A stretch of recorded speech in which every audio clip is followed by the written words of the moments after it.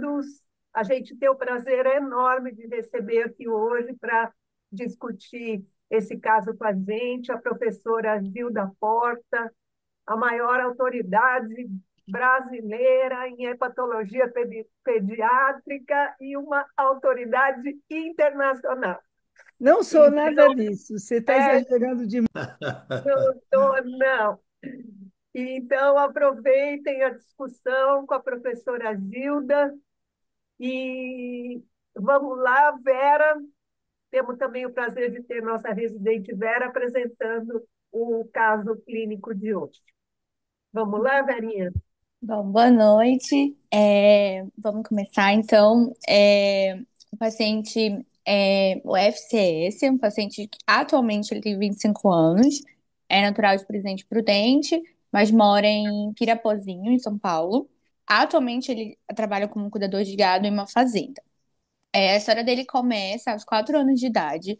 Iniciou um quadro insidioso de icterícia, um prurido difuso, colúria e acodia fecal. Na época desses sintomas, ele não tinha febre, não tinha dor abdominal, não tinha diarreia, náuseas, vômitos, nenhum outro sintoma relatado ali no prontuário. Então, esse paciente não tinha outra comorbidade prévia, não tinha tido também nenhuma complicação ao nascimento, eu esqueci de colocar, mas não tinha. Tinha só uma história de uma alergia à penicilina benzatina, não usava nenhuma medicação e não tinha nenhum histórico conhecido de nenhuma comorbidade na família também. É, o exame físico dele era aparentemente também um exame físico. Esse eu ainda tô falando, recapitulando que ele tinha 4 anos, acho que 4 anos de idade, mas era um exame físico um pouco similar também ao que eu descrito agora. Que era um exame físico sem grandes alterações, a não ser na ausculta cardíaca, um sopro sistólico em foco mitral. Duas cruzes. Essa foto é a atual do paciente, né? Mas então a gente trouxe também para ilustrar um pouco de como ele está hoje, que a gente percebe aí uma protusão Precisa das falar. orelhas. Oi? Não precisa falar, Ah, pode, tá bom. Tá. Ok. é só para ver. Tá bom. Bom, e é isso. Alguém tem alguma hipótese agora no começo? Então vamos lá, Antônio, estamos sentindo sua falta. Você andou de férias e queremos saber a sua opinião preliminar sobre esse caso, Antônio.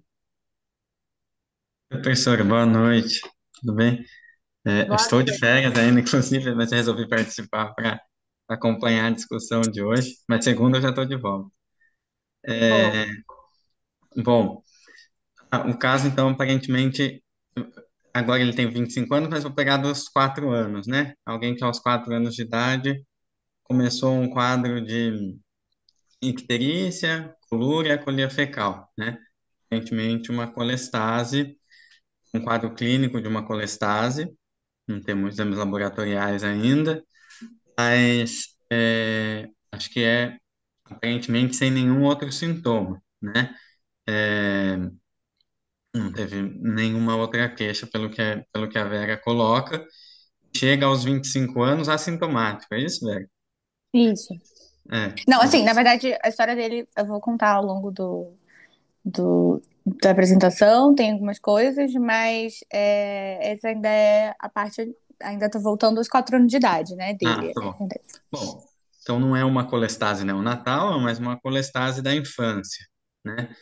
É, acho que dentro desse contexto a gente tem que pensar se é que um paciente tem alguma doença genética, né? Alagile, alguma colestase dentro desse perfil também.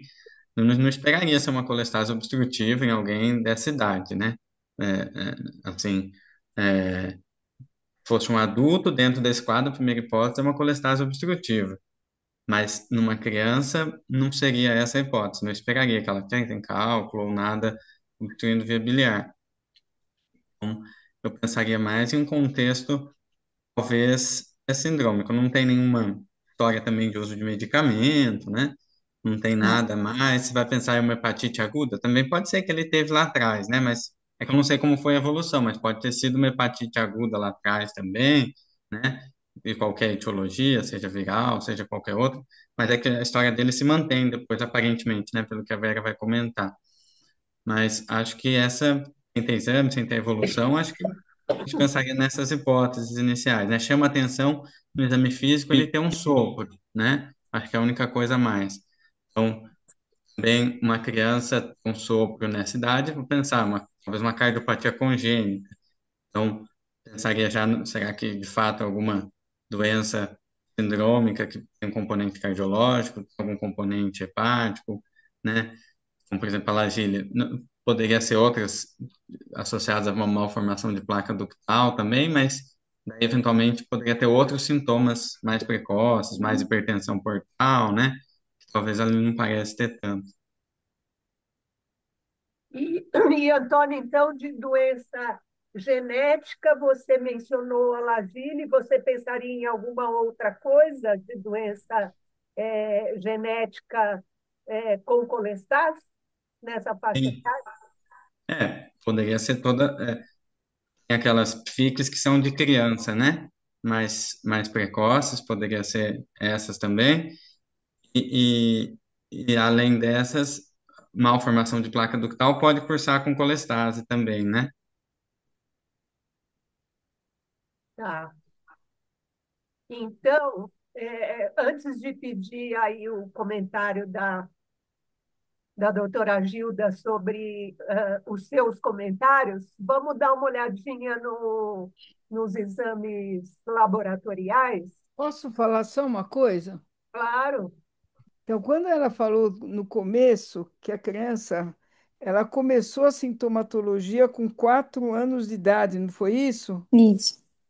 Então, é, eu concordo com ele, com o Antônio, que dentro das hipóteses diagnósticas é muito raro uma síndrome, com exceção do PIFIC 3, o ABCB4, é muito raro uma outra síndrome de colestase intrahepática, ou mesmo síndrome de Alagille, começar com icterícia aos 4 anos de idade, entendeu?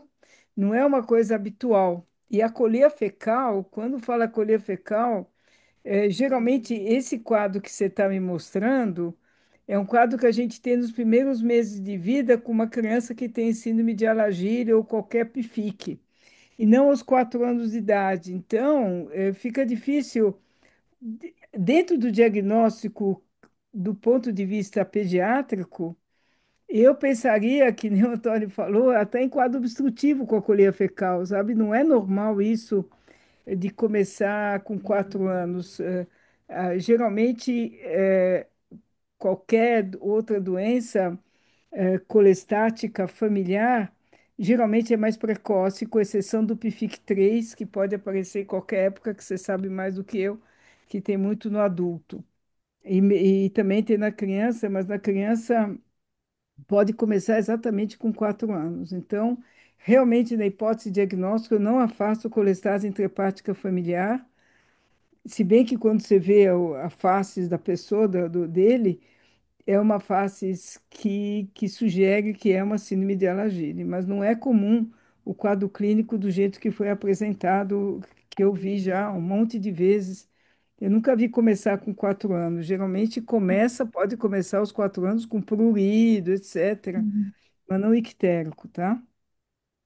Tá. Então, eventualmente, até a história é que não está muito correta, né? Você Não tá muito dentro daquilo da Uhum. proposta de hoje, entende? né? Entendi. Então, a icterícia teria aparecido mais cedo, é isso? É isso mesmo, exatamente isso. Tá. E Bom, quando aparece que terícia mais tarde, é porque já é um quadro que está evoluindo rapidamente, entendeu? Uhum. Mais rápido. Ou começa do começo e a criança desaparece, se for um alagire, desaparece até os 5, 6 anos, é exatamente o contrário, entendeu? Uhum. Tá? entendi. Então, Vera, essa informação você tirou com Do o paciente prontuário? ou com o prontuário? Não, do prontuário. Do prontuário. Prontuário do É. Aham. pediatria. Isso, porque como ele veio pra gente em 2018, Ele já era Ele. adulto, Aí né? essa. Ele já veio pra gente adulto. Então, as maiores informações que eu tenho são já dele adulto, né? Que é o que vou citar mais pra frente. Então, o que eu tenho, que consegui resgatar do prontuário dele, e fiz uma revisão bem minuciosa, era essa sintomatologia, assim, que foi relatada, né? Então, tanto em prontuário quanto, assim, por ele, pela mãe, pela família, era o que tinha no prontuário, eram esse relato, assim, bem, era pouco até, inclusive, do diagnóstico, pouca informação sobre o diagnóstico, mas era essas informações que a gente tinha. Mas era um prontuário da pediatria ou uma Não, informação verbal? não, era prontuário nosso, escrito de um relato do Tá. prontuário da pediatria. A gente, Não é prontuário o físico da prontuário da pediatria. pediatria. Tá, Não, o prontuário físico da pediatria a gente não tem, porque a primeira consulta dele com a gente é em 2018 no PEP. tá. E ele não tem prontuário físico.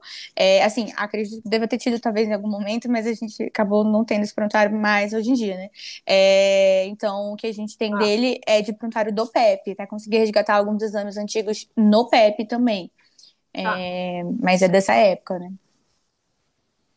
Tá bom, Então, talvez a informação dada por familiar não esteja realmente muito. Não sei se de repente ele já tinha talvez um É, quadro, de e porque repente já era tinha. insidioso, né? Então, É, não sei se de repente ele já tinha vindo com esse quadro já há muito tempo, só que talvez não tenha sido acompanhado, investigado bem, talvez com a família inicialmente.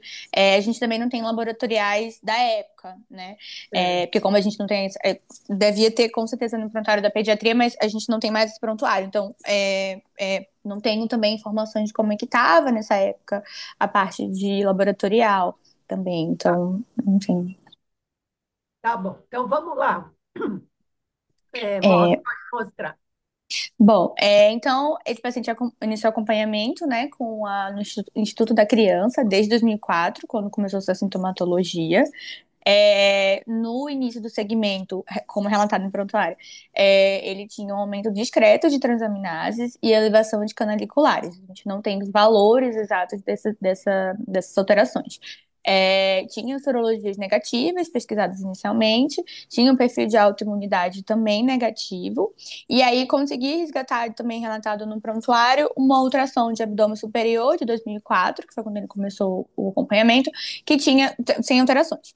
E tinha um eco, que também foi feito nessa época. Na verdade, ele foi feito até um pouco antes do acompanhamento dele, porque foi 2004, e esse eco de 2003. Então, eu não sei se de repente antes eu tinha escutado esse sopro e alguém já tinha investigado melhor.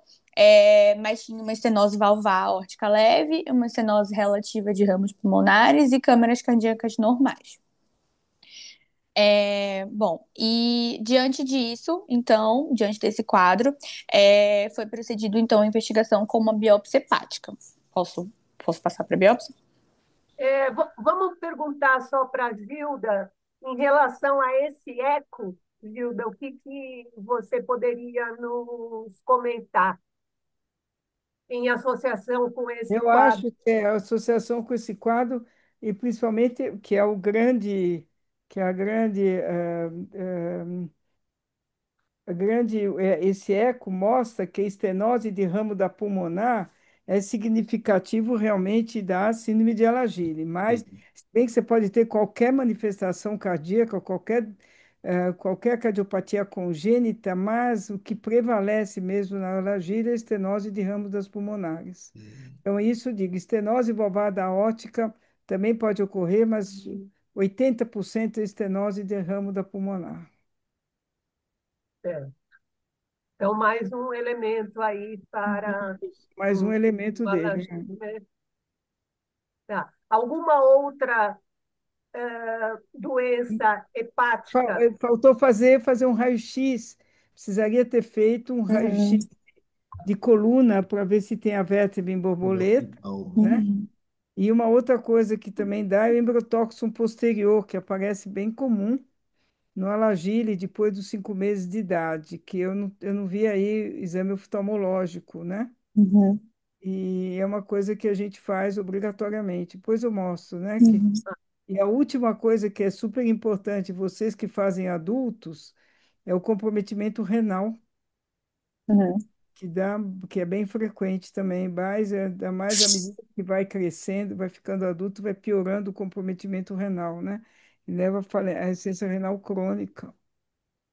É,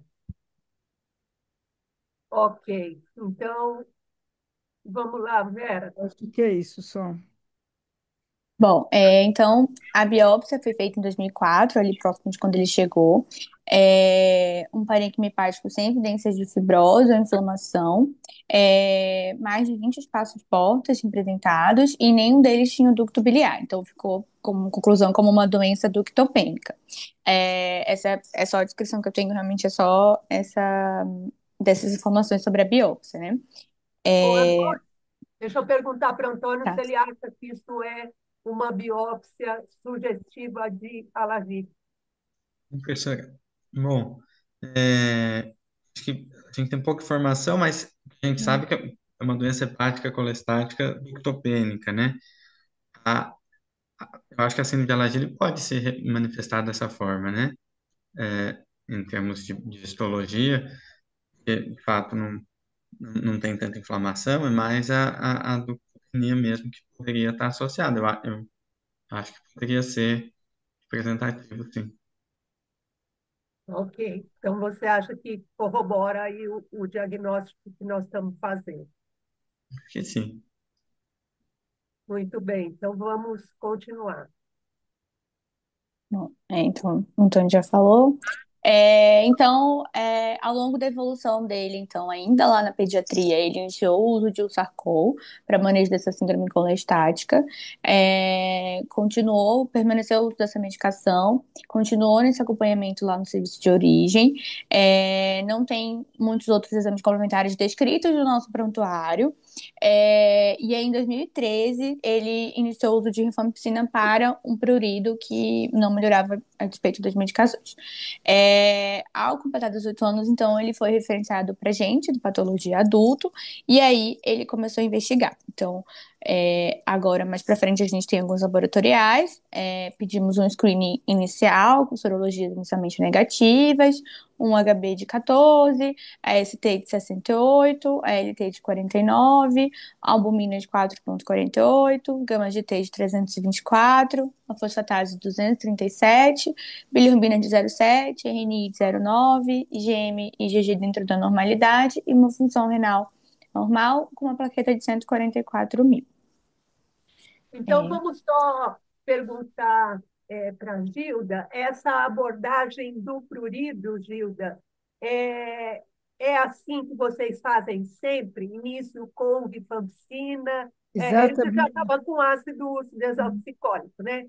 Mas para o prurido, como é que é a abordagem de vocês? Então, a nossa abordagem, a gente dá ácido desoxicólico, mas a gente tem visto alguns casos de colestase intrahepática, que é mais o alagire, que piora o prurido com ácido desoxicólico. E a gente sempre começava com a rifampicina quando a gente conseguia a rifampicina. Então, Aham. a gente era a primeira droga de escolha nossa, sempre foi rifampicina, e a segunda droga era a colestiramina. E a Ixizine e tudo isso nunca funcionou, então nunca entrou no rol nosso fármaco, do farmaco. A gente dava sempre rifampicina e colestiramina e o sacol a gente dava. Se a criança coçava muito, a gente parava o sacol e a gente deixava só rifampicina e colestiramina. Basicamente é isso. É interessante porque é diferente, né, da nossa abordagem do Isso, é. prurido de colestase, né? Você quer falar um pouquinho, Gama, como é que a gente faz aí a abordagem do prurido em doença colestática de adulto? Sim, o caso é interessante porque muda a gente vê o espectro de uma abordagem que a gente não tem experiência, inclusive com rifampicina, né? E a doutora Gilda coloca aí o papel, a gente sabe do papel da rifampicina no prurido, da colestase, mas a experiência da gente no adulto ela é muito pequena. A gente observa aqui que rifampicina passa a ser a primeira escolha né, para prurido do paciente com Alagile e a colestiramina como segunda escolha. A nossa sequência obedece uma escadinha que deveria ser colestiramina, né? Rifampicina é descrita assim como, né? A associação com, às vezes, com outras drogas, mas a gente quase nunca tem a possibilidade de sequenciar aquela escadinha. E a gente já opta pela sertralina, não é? Que tem-se uma resposta muito eficaz, não é? E mais recentemente, não é? O bezafibrato vem mostrar aí um papel relevante no prurido das colestases crônicas, particularmente da CBP, não é? No nosso que é o nosso maior, a nossa maior referência, mas as duas drogas, na maioria das vezes, não é? Dentro desse arsenal terapêutico que obedece àquela sequência de escolhas, a gente lida bastante com a sertralina e tem uma boa resposta com sertralina, né? E na falta de resposta adequada, a gente tem utilizado o bezafibrato como uma escolha também bastante relevante. É isso aí, né? E eu acho que na criança não se usa, né, a A, ce- sertralina, a né? gente pode usar, assim, a gente usa sertralina. Eu não tenho É, experiência, só tenho experiência em dois casos e que não ah, funcionou direito. Mas sertralina é uma das hipóteses. Agora, benzofibrato a gente não usa. Sim, sim. ah. E uma coisa que eu achei interessante, quer dizer, que eu acho que é uma coisa marcante aqui no relato da Vera até então, né? É essa biópsia hepática com essa escassez de ductos biliares interlobulares, né? Que é é algo que a gente pode dizer que é obrigatório, né, doutora Gilda, no esperar da biópsia do alagile, É, né? Essa é escassez obrigatório. Exatamente. obrigatório, né? É Então, obrigatório. se você tem essa escassez de ducto e aí você encontra, não três ou mais critérios daqueles que somam, né, o aspecto fenotípico da doença, você tem certeza que vai encontrar a mutação genética que é patogênica, né? Exatamente. E, e esse laboratório, Antônio, o que que você achou? Bom, professora, ela é um predomínio de colestase, de fato, né? A gente tem, aqui ele é de 2000, né? Tinha 18 anos, Sim. então a FA é de adulto, então de fato a FA está aumentada aí mais de duas vezes, a gama GT também está aumentada. Chama a atenção é que aparentemente, apesar de ter PNI e tudo mais, a função é bem preservada, né? O RNI dele é bom, bilirrubina é boa, albumina é boa, IgG normal, IgM também normal. Não tem, assim, a plaqueta está 144.000, né? Então, assim, uma discreta redução do número de plaquetas, mas, de fato, é um laboratório que mostra uma doença colestática sem comprometimento de função, né? E sem também sinais de que haja uma hipertensão portal muito importante. E aí a gente já estava com pelo menos 14 anos aí de acompanhamento, né? Uhum. E ele com uma função ainda bem preservada e com a manutenção da colestase, apesar dos 14 anos de uso aí de Ursacol, né? Gilda, essa evolução do paciente durante esses 14 anos, um paciente agora já adulto, usando só medicação para prurito e o ácido desoxicólico, você acha que é uma evolução esperada? Ele está melhor que o esperado? Os pacientes em geral evoluem pior que isso ou está ok, é isso mesmo? Qual que é a sua opinião? A minha opinião é que, assim, cerca de 50% dos pacientes dessa doença, que começa desde o primeiro ano de vida ictérico, 50% evolui para transplante no máximo 5, 10 anos, no máximo. Então, 50%. E 50, aqueles que ficam, eles ficam bem, eles são muitos eroictéricos ficam anictéricos, mas com prurido, e todos mantêm as enzimas hepáticas alteradas, principalmente a gama-GT. Mas aí a evolução desses casos que está anictérico, que está certo que tem prurido, é uma evolução boa. E que a não ser que que ele não consiga controlar o poluído, que fica incontrolável, que nem a gente tem os nossos casos que são incontroláveis, aí tem indicação de transplante. Mas agora com os diabetes que tem esses inibidores do transportador, acho que muda a história natural completamente. Então, eu acho que Sim, esse caso é um caso bom, porque ele está com 30 anos, né, 20 e poucos anos, então se ele 25. está com 25 anos e está vivo, e está bem, com exceção do prurido, é um caso relativamente bom, eu acho. E a tendência é que ele evolua bem. A tendência é que ele Fechou evolua fechou, teu. bem. doutor. Fechou, doutora Gilda. É que, porque tocou o telefone na minha casa, eu desliguei. E teoricamente, sim. Agora, se o prurido for intratável e tiver um ácido biliar muito alto, aí realmente a indicação é uma indicação cirúrgica mesmo, entendeu? Mas se não, não. Se não evolui bem. Eu tenho vários pacientes, não tenho um, eu tenho vários pacientes adultos que tiveram filhos que têm alergia. Então, eu tenho até foto deles, eu tenho várias fotos. De que eu tive um pai que tinha Alagire clássico e que teve três filhos com Alagire. Nossa, E desses três, duas morreram do problema cardíaco, que era muito grave, e a uma transplantou e está bem. E nossa, o pai tinha prurido leve, mas está vivo lá. Está lá. E a gente acompanha até hoje, é do Paraná. Então, na realidade, a gente tem muito caso. Eu vi mais de uns 10, 15 casos de pacientes adultos que evoluíram. A maioria desses que eu conheço não tem prurido importante. Então, aham. eu não sei a evolução desse paciente que tem um prurido importante. Isso já não sei, mas se tiver pouco prurido, a evolução é muito boa. Interessante. Doutora Gilda, a senhora diria que poderia valorizar o achado de xantomas, por exemplo, no exame físico de uma criança com Alagille, como um marcador físico não sei se de gravidade maior, mas de uma evolução menos favorável ao longo desses anos todos, como esse paciente aqui, por exemplo?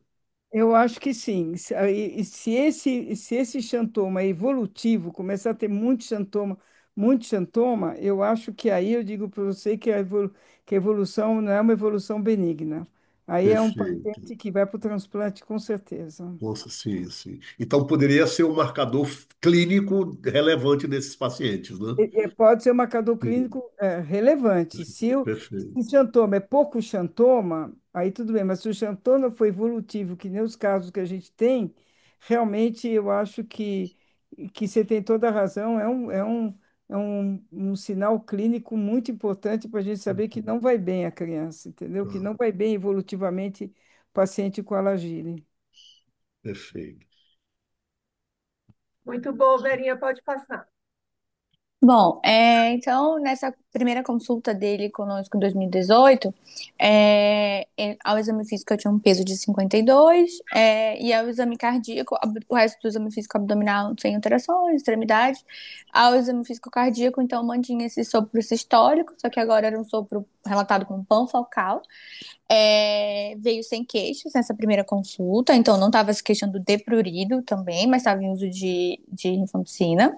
Ele usava 5 ml de 12 em 12 horas, além do ácido ursodeoxicólico, que ele usava 900 miligramas dia, que para ele dava uma dose de 17 miligramas quilos dia.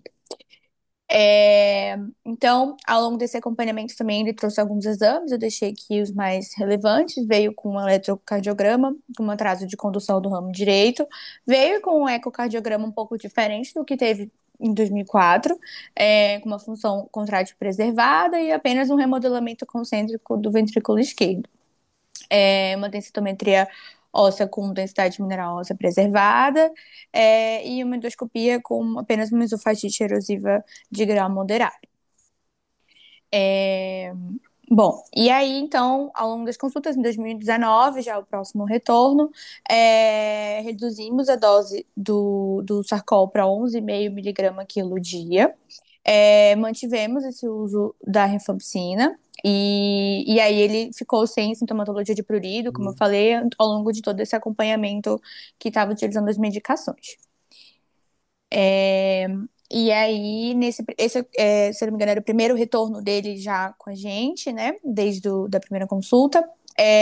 Veio, então, com uma ST de 128, uma LT de 59, uma gama GT de 498, uma fosfatase de 244, o resto dos exames laboratoriais, não, mas eu acho que acabei repetindo aqui, creatinina e ureia, desculpa, mas mostrando que teve uma piora em comparação, uma discreta piora ali em comparação dos exames de quando ele chegou pela primeira vez e quando houve essa primeira redução aí ao uso a redução do ácido usidroxicólico.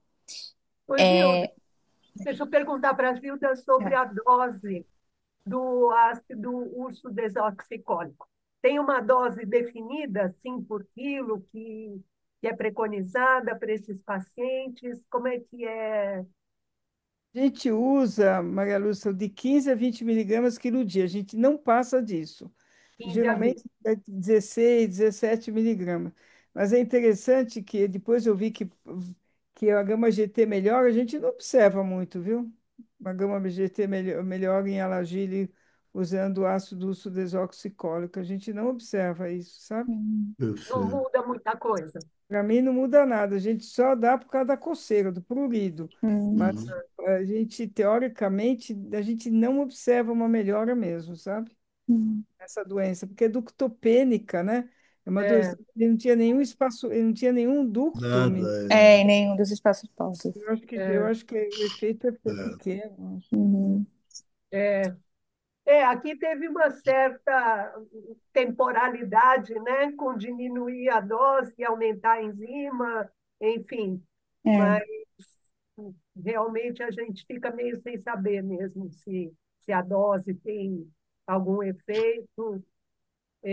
Então, aqui pareceu, né, algum efeito benéfico e quando diminuiu, piorou, mas realmente é como você está dizendo, né? Não tem muito impacto sobre a evolução da doença em si. Pode passar, Vera? bom, posso passar? Pode, pode. Faz. Bom, então, como tiveram essas elevações de enzimas, a gente optou por aumentar novamente o ácido desoxicólico para 17 miligramas quilo. Solicitamos uma nova endoscopia, ele tinha umas queixas de refluxo, de epigastralgia também ao longo desse acompanhamento. E aí pedimos também para ele resgatar essa lâmina de biópsia dessa primeira biópsia lá atrás, para que a gente pudesse fazer a revisão já agora em acompanhamento conosco. Além disso, para a investigação de outros diferenciais desse aumento aí novo de transaminases, a gente solicitou uma ultrassom, deixa eu só passar a ultrassom primeiro, que veio um fígado forma de dimensões normais, contornos regulares, ecotextura homogênea, sem dilatações de desvios biliares, com um baço aumentado, e uma ecotextura normal, com índice esplênico de 72, sem líquido livre no abdômen superior. O laboratorial, vou voltar aqui, isso aí já é um laboratorial de quando a gente modificou já essa dose do Sarcol voltou para 17 miligramas quilo. Então, ele vem com uma ST já reduzida de 62, uma LT de 76, a gama GT ali 375, realmente, como o doutor falou, não mudou muita coisa. A fosfatase, um discreto aumento de 308, com uma bilirrubina de 1,01 total, indireta de 0,87, para mim, de indireta. Colesterol total de 177, um HDL de 69, LDL de 91, um triglicerídeo de 78, uma plaqueta de 129 mil. Ô, Uma Gil, função renal normal. deixa eu te fazer outra pergunta. Então, você falou que você tem vários pacientes adultos, que quando esses pacientes não têm muito prurido, eles têm uma evolução boa, e a gente aqui andou ficando assim um pouco preocupado com eventual evolução da hepatopatia e inclusive com hipertensão portal. Ele apareceu com um baço um pouquinho maior, apareceu com uma plaqueta um pouco menor. Você acha que se justifica a gente monitorar a evolução da hepatopatia, que nem a gente faz no PFIC 3, por exemplo? Ou essa não é uma doença que vai evoluir para uma doença hepática crônica com as suas complicações? Como é que você acha que deveria ser o acompanhamento adequado de um adulto com alergia? Eu acho que, na realidade, esse paciente está evoluindo, porque começou a ter plaqueta baixa, né? Então, ele É, tem alguma evolução, realmente ele vem. Mas olha só, a função hepatocelular dele é 100%, né? Quase. é, é, ó, 5,2 de albumina com 0,94 de RNI, né? De NR. Então, tá bem, pode ser que ele esteja evoluindo com hipertensão portal. A única coisa que chama atenção, que eu tive um paciente que era do meu consultório, que eu fiz diagnóstico aos 2 meses, e ele morreu aos 20 anos, colangiocarcinoma. Então, é um negócio que me preocupa. Eu já vi 2 casos de pais de crianças que evoluíram com carcinoma hepatocelular. É a única preocupação que eu tenho nesses alagires, entendeu? é neoplasia. Neoplasia. Eu tive esse meu paciente que ele me telefona num sábado à noite dizendo que ele estava mal, ele tinha prurido, eu tinha visto ele um mês antes e ele falou que estava bem, e aí no sábado à noite ele começou a passar mal, foi para o hospital e tinha um colangiocarcinoma, e o menino morreu logo. E um outro que eu tive tinha um hepatocarcinoma, que eu conheci também quando era pequeno, e depois eu não vi mais, que ficou adulto, e ele mudou, mas um dia ele me telefona mandando um ultrassom, e eu achei que era tumor, e no final era um carcinoma hepatocelular. É a única preocupação que eu tenho, sabe? Que eles falam Sei. o que pode evoluir. Ou então hipertensão portal, eu concordo com você, pode ser que ele esteja Uhum. evoluindo. Está com o baço aumentado, apesar da endoscopia anterior, não tinha nada, né? Hum.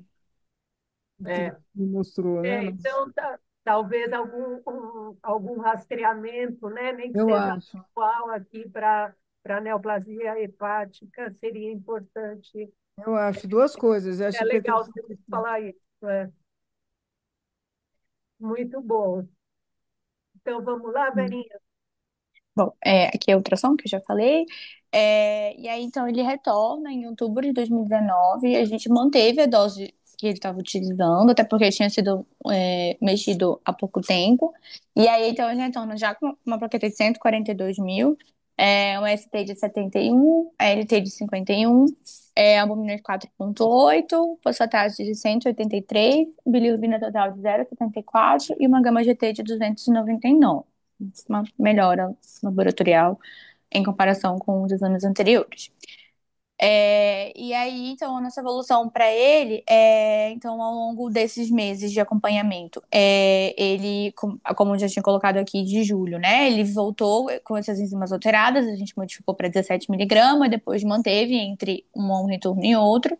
E aí, depois, nessa último retorno que ele veio em outubro, a gente optou por aumentar.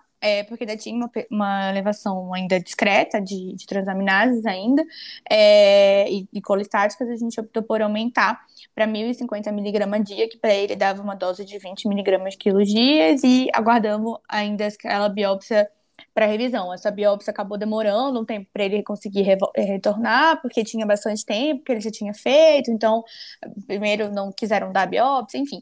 Então demorou um pouco, por isso essa demora entre um retorno e outro para ele voltar com essa biópsia, mas finalmente ele vem. E aí pedimos a revisão de lâmina. E aí, a biópsia é essa original ainda de 2003, e essa revisão de lâmina foi feita em 2020. A descrição é como ductopenia e achado histopatológico sugestivo de síndrome de Alagille. Eu não tenho muitas outras descrições da biópsia, é apenas essa descrição do prontuário. Mas a gente já tem, então, o diagnóstico fechado. Posso passar? Pode, eu acho que até este momento aqui, Já era bem. uma mensagem que fica é que não faz muito sentido, né? A gente ficar correndo atrás com dose de Uhum. Ursacol, aumenta, abaixa. E porque isso não, segundo o que a Gilda nos ensinou, aí não vai fazer muita É, não vai diferença, fazer muita né? diferença. Em termos de evolução da doença, é só para a gente, às vezes, ficar um pouco mais feliz que o laboratório baixou um pouquinho, Uhum. mas acho que realmente não faz sentido, né, Gama? Você concorda E com concordo, não concordo adianta sim, doutora Lúcia. E assim, uma pergunta para a doutora Gilda, a importância, essa biópsia foi feita já na vida adulta, né? Me parece que sim, né? Ele já estava... não, Não, doutor, essa é, só, é a revisão. Ele só fez E ele, aquela biópsia ele na fez infância mesmo. com que idade? Ele fez com 3 para 4 anos, na verdade. 3 para 4 É, anos, tá. isso. E Então isso é aí. mais interessante ainda, porque o fato dele ter essa biópsia tão criança ainda e não ter sido encontrado nenhuma fibrose na histologia é o marcador também que diz da doença mais favorável para ele ter chegado à vida adulta sem grandes repercussões aí hepáticas. Isso é verdade, doutora Gilda? É O fato da verdade, eu ausência, concordo.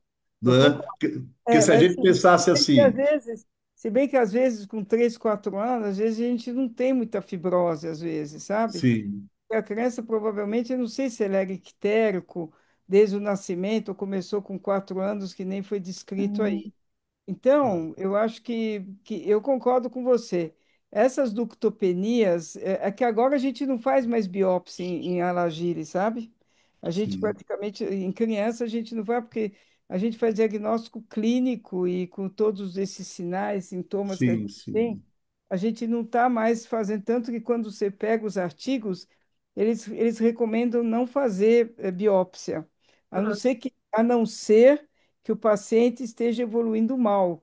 Eles falam Bom, com hipertensão portal, com tudo isso. Agora, se ele já tem uma hipertensão portal, que aparentemente deve ter, porque tem um baço aumentado e começou a ficar plaquetopênico, aí eu acho que ele já deve estar com fibrose, né? Algum sim, grau de sim, fibrose ele deve ter, né? sim, sim. Eu acho. E eu acho também, não sei se a Maria Lúcia ou vocês concordam, ele deve ter ácido biliar elevado. E ácido biliar é extremamente tóxico, porque ele começou Sim. com prurido. E a senhora acha que os embates agora mudariam mais ainda Ah, muda a completamente. história natural dessa doença, né? Eu acho que vai mudar a história natural. Tem o trabalho do Sim. Sokol, que ele publicou agora em 2000, que foi publicado em 2020, final de 2023, que em 5 anos, 74 pacientes com alagile, nenhum deles precisou para transplante, Transplante. começando com a EBART. Ninguém vai mais para transplante agora. Eu li isso.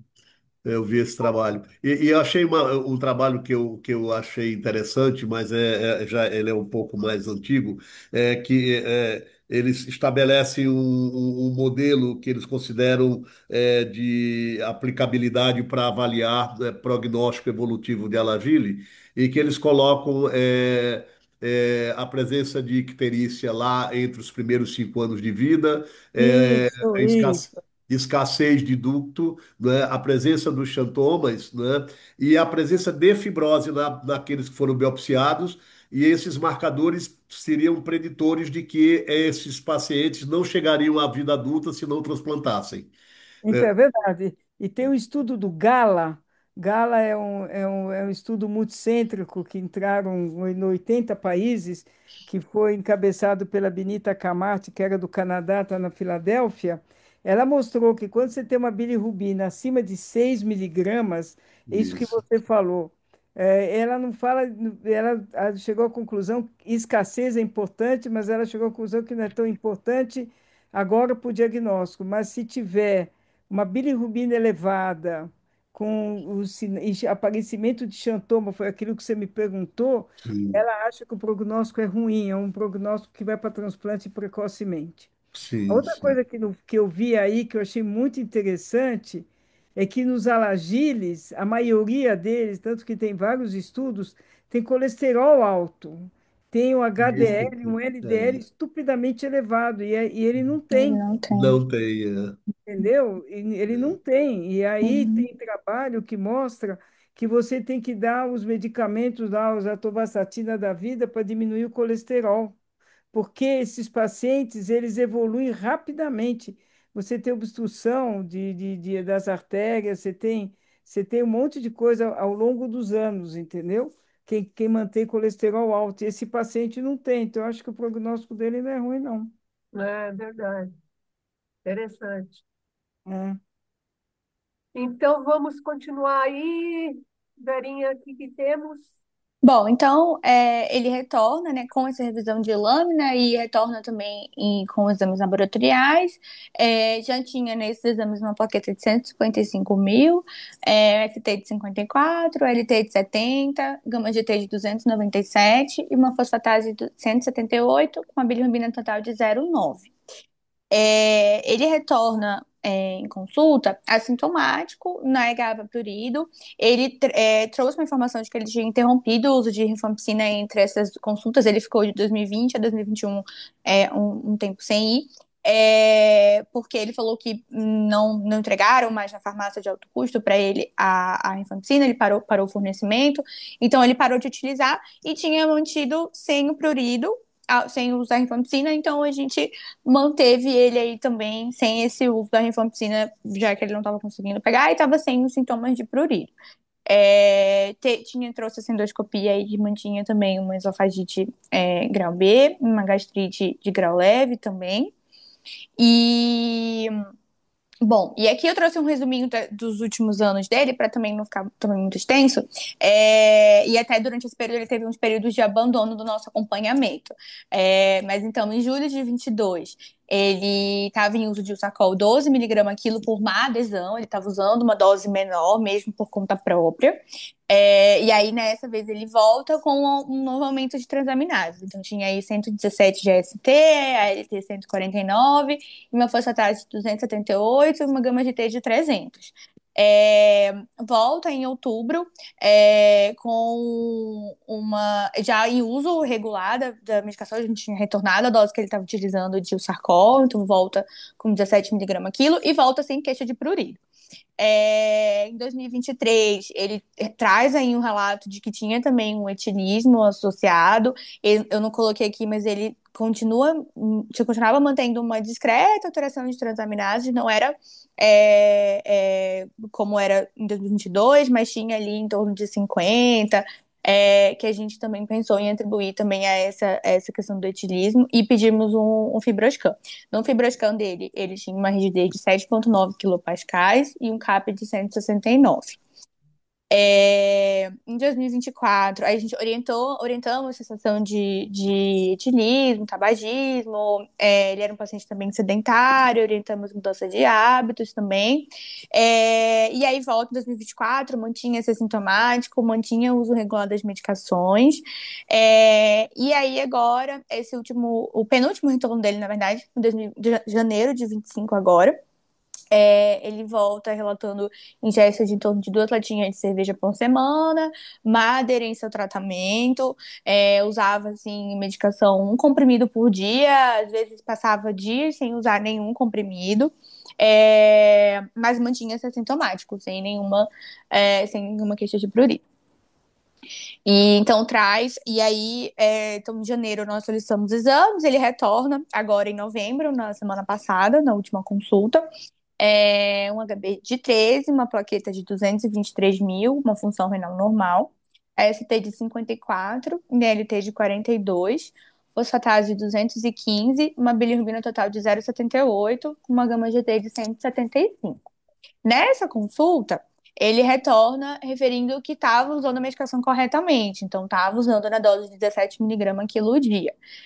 Falou que cessou o uso de álcool, estava fazendo atividade física, então tinha mudado aí com as nossas orientações bastante um pouco dos hábitos. Traz uma ultrassom de abdômen dentro dos padrões de normalidade, então não tinha relato daquele baço aumentado, mais nenhuma alteração hepática também na ultrassom, nem de vias biliares. Encaminhamos ele para cardiologia, para acompanhamento desse sopro. Eu não tinha colocado anteriormente, para também não dar um pouco de spoiler do caso, mas como a doutora Gilda tinha comentado lá atrás, ele chegou a ser avaliado também pela oftalmologia, ainda lá na PED, e também pela nefrologia. Tinha tido, ele fez um exame de ultrassom de rins e vias urinárias que teve uma suspeita de uma estenose de artéria renal. Depois ele fez uma angiotomografia e aí isso não se confirmou. Então ele chegou a acompanhar lá com a nefrologia, fez todo o acompanhamento por em torno de um ano, mais ou menos. E aí ele recebeu alta porque não tinha nenhuma alteração e ele sempre vinha mantendo função renal normal. A oftalmologia também deu alta para ele depois de um certo tempo de acompanhamento, porque também não tinha nenhuma alteração. E aí, só com a cardiologia, que ele ainda não tinha tido um acompanhamento regular, e aí agora, nessa vez, nós o encaminhamos. E, bom, e aí então marcamos um retorno para ele, como ele vem bem, a gente manteve as orientações, mantivemos as medicações do mesmo jeito, e aí ele vai retornar conosco agora em abril do ano que vem, no nosso ambulatório de doenças raras. E acho que é isso. Muito bom, Vera. Esse comportamento, Gilda, a gente vê em tudo quanto é doença que a pediatria nos encaminha, né? Eles Aham. viram adolescentes e aí no começo da idade adulta, aí começa a beber, começa a fumar, e aí é, não tem uma adesão tão grande à medicação nem às consultas. Então, eu acho que isso é uma coisa que vocês veem lá também nos pacientes adolescentes, quando ainda estão em acompanhamento com vocês, né? É bem complicada essa fase. É verdade. Isso é verdade. A gente é que para nós é diferente, né? Porque os adolescentes nossos também bebem, mas é diferente de vocês, completamente diferente. Eles também, a adesão é bem menor, eles faltam, não vêm, mas agora eles vão no. É diferente do adulto, porque quando tem coceira, prurido, eles vão no ambulatório, isso eles vão. Isso eles vão mesmo, sabe? Tem sintoma, né? Aí, Exatamente. Então a gente não vê tanto, é um pouco diferente a história natural de uma criança do que de vocês, né? Porque a nós ou vai bem ou vai mal. Se vai bem, vai, e depois eu mando para os adultos, né? Mas, mas quando vai mal, a gente faz a cirurgia o quanto antes, ou para não ter os efeitos adversos que tem o Alagile. Eu vou contar uma história que uma vez, quando eu estagiei na França, que faz muitos anos, eu fiquei no ambulatório com o professor Alagile, Maria Lúcia. ah, é É, legal. eu É fiquei seis mesmo. meses fazendo ambulatório com ele. Toda quarta-feira ele fazia ambulatório só de Alagile. Nossa. É. E a maioria dos pacientes dele eram só adultos. E Ah, ele fazia um ambulatório de quarta-feira, que era um ambulatório de adolescente e adultos. Então eu cheguei a ver um monte de adultos na época que ele acompanhava, ele já estava bem velho, mas ele tinha uma cabeça ótima. E ele acompanhava os adultos e ele sempre falava isso. Cuidado que pode dar câncer. E na época eu não estava nem ah, aí, entendeu? E ele falava que realmente era a preocupação dele, e naquela época estava começando a tomografia. E ah, ele mandava fazer ultrassom, que ele não acreditava no médico do ultrassom, e ele mandava fazer tomografia uma vez por ano. Nunca mais eu esqueço disso. E ele falava que tinha que tomar muito cuidado com paciente alagile de adulto, e ele fazia só ambulatório de adulto de alagile. Então eu lembro disso. Ele faleceu em 2005, não foi? Ele faleceu em 2005 e aí eu fiquei lá em 2001, 2002, mas o homem estava ótimo, fazia ambulatório toda quarta-feira, ele mandava ficar sentadinho, ele não deixava examinar, não deixava, ele fazia tudo. Eu vi um monte de alergia de adulto lá na época. que legal. Doutora Gilda, quando a gente pede a mutação genética e vem NOT2 ou então vem JAG1, essas mutações, elas têm relação com o fenótipo clínico do Tem, paciente ou não? tem muita relação com o fenótipo clínico. O Entendi. Jaguar dá muito mais, o Jaguar dá muito mais fenótipo de face. O rosto é bem típico de Alagiri mesmo, aquele tudo pontiagudo, você vê o queixo pontiagudo, o nariz em sela, tudo isso é bem típico. O Note 1 não tem. O Note também tem mais problema cardíaco. O Jaguar tem mais do que o problema cardíaco que tem o Note. Entendeu? Sim. Então, tem algumas manifestações que têm a diferença entre o NOT e o Jaguar. Só que o Jaguar, a gente tem 94%, 95%, 94% dos pacientes do mundo inteiro é Jaguar. E só 3, 4% são NOT.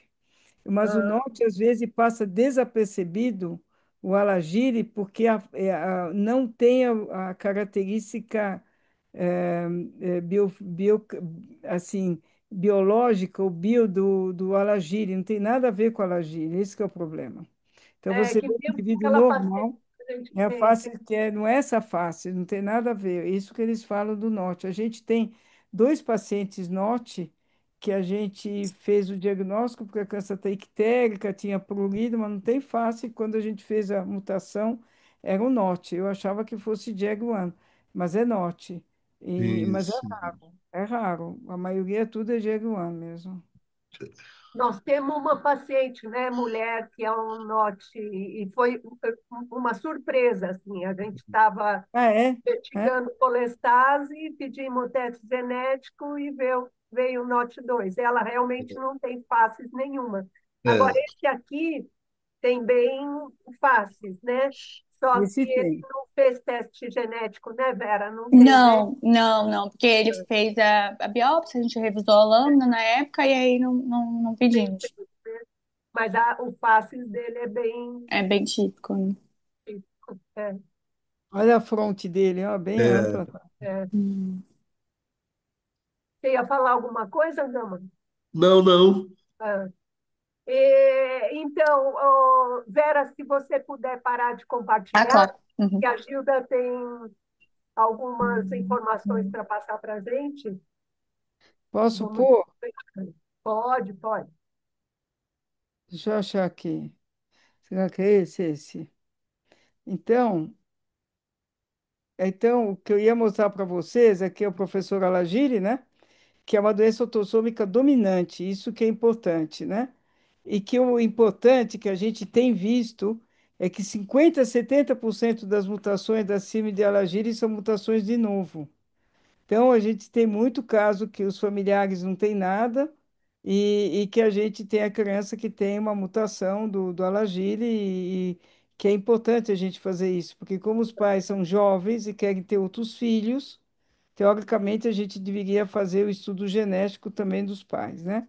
E o importante é que ela falou que não tem correlação entre genótipo e fenótipo. Então, essas são as características clássicas que a gente tem, né? Então, você tem desde a ductopenia, a face dessa menininha, né? As malformação cardíaca, principalmente a estenose, o embriotóxo posterior e aqui você tem a vértebra em borboleta. E aí uma outra coisa que a gente não pode esquecer é o comprometimento renal, que comprometimento renal é mais comum do que a gente imagina. Essa era uma paciente nossa, que acabou transplantada e ela depois teve um filho que teve alergia. E a gente acompanha até hoje. E esses xantomas desapareceram completamente depois da cirurgia, né? Então, o que eles falam é que a ductopenia ela aparece em mais de 90% dos casos quando a criança tem mais de 6 meses de idade. Então, muitas vezes você faz a biópsia, como eu fazia, né? Agora a gente quase não faz mais. Biópsia com menos de 6 meses de idade e não tem ductopenia. Então, muitas vezes faz o diagnóstico diferencial. Muito alagir é feito cirurgia de casais, porque o quadro clínico inicial é muito parecido com a atresia de vias biliares. E você não vê ductopenia nos primeiros meses de vida, né? Então, essa é a característica. Uma outra característica que é a síndrome de Alagille, ou a evolução da colestase ao longo dos anos, eles falam que a sobrevida com o fígado nativo ele cai muito quando o paciente tem uma evolução uma doença hepática mais crônica, né? E quando a colestase é mais tardio, a sobrevida é melhor, né? Então, ele fala que a sobrevida em 10 anos, com fígado nativo, é 51%, em 20 anos é 38%. E a colestase neonatal em 10 anos é 45% e colestase tardia aparece 75% em 10 anos. E aqui, olha só, são os pais dos meus crianças. Esse daqui é o menino que o pai é Alagire clássico, a criança tem Alagire, esse que teve as três filhas que morreram, né? Só uma que sobreviveu, o pai tem Alagire clássico. E aqui é o menino que cresceu, era esse pequeno aqui que cresceu, que tem o Alagire clássico, né? A face dele.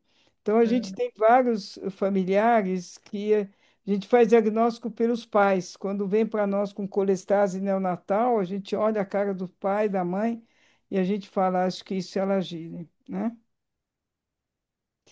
Então, a característica em adultos que eu queria mostrar para vocês, além da hipertensão, hemorragia subaracnoide, que está descrito, falência renal, hipertensão e doença aortorrenal por causa do colesterol, da hipercolesterolemia, carcinoma hepatocelular e nódulos regenerativos gigantes.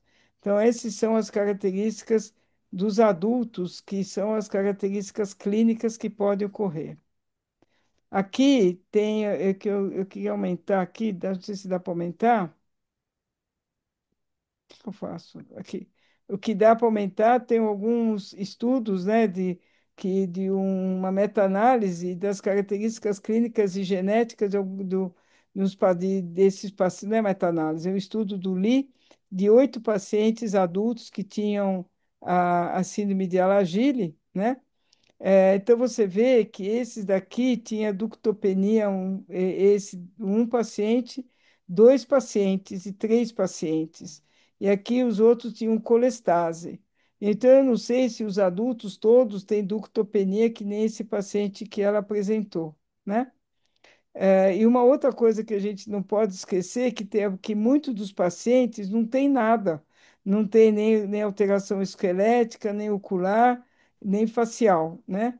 E outros têm tudo, e outros também têm descompensação renal, que eles falam que a gente tem que prestar muita atenção nesses pacientes.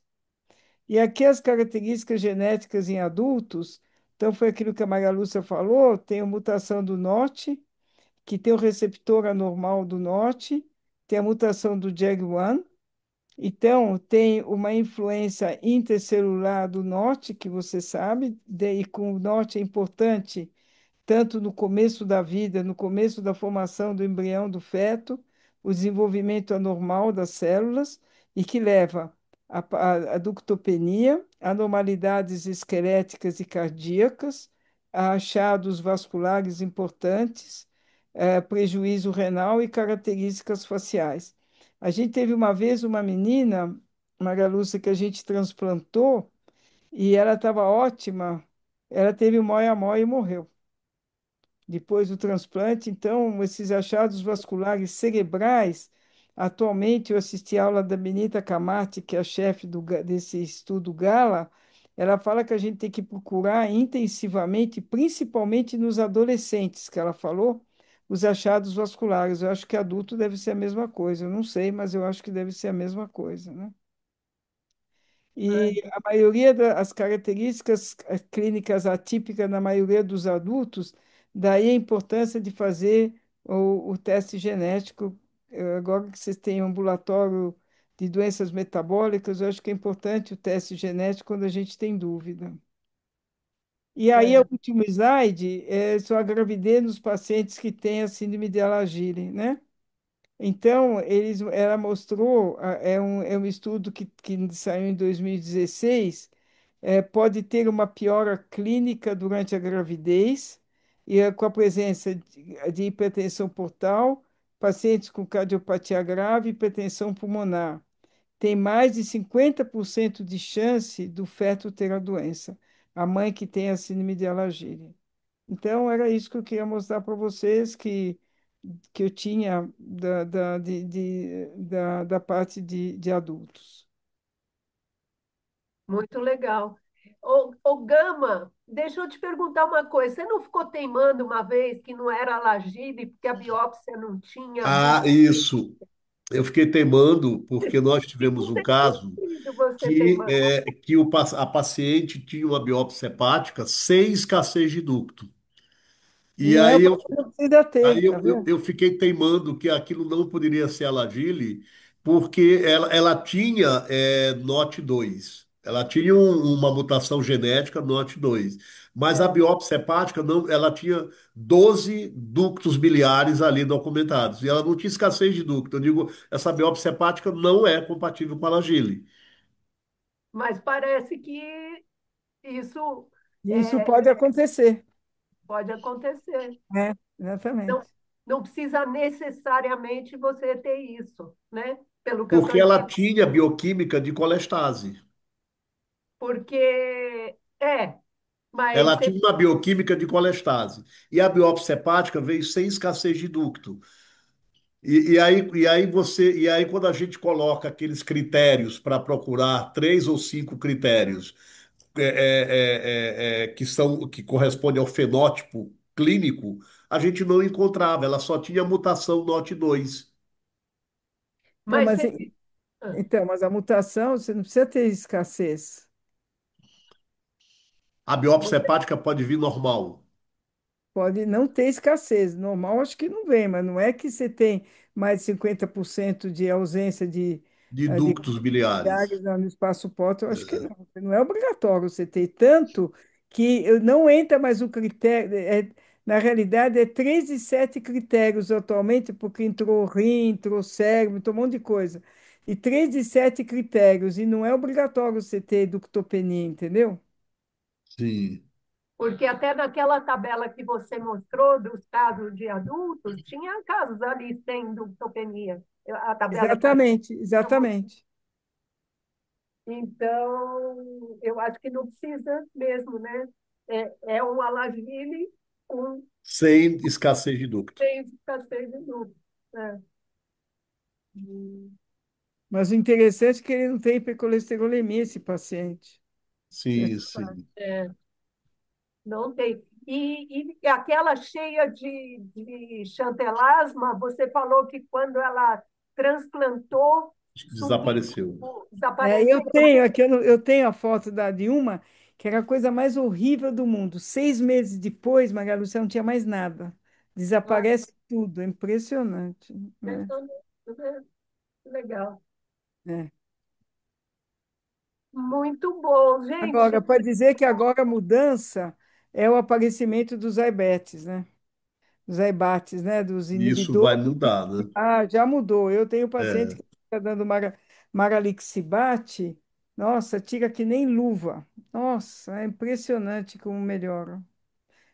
Então, a gente está dando. Eu tenho paciente que eu estou dando com alagíria ou devixibate. Tem um filho de médico lá do Rio.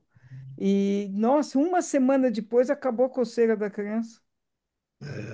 Incrível. fantástico, né? É uma coisa fantástica. É. Só vai ter que baixar o preço, mas Para você sai carésimo, para nós já é caro, porque a criança tem 6 quilos, então dá um comprimido por dia. Imagine vocês, então. É, pois é, exatamente. Fica caro. É carésimo, não? Hoje teve o negócio do Alagile, que foi bem, bem bom, que eles foram na Câmara lá dos Deputados e teve uma ordem, foi muito interessante hoje à tarde, que a Irene e a Elisa foi uma audiência pública só sobre a Alagile.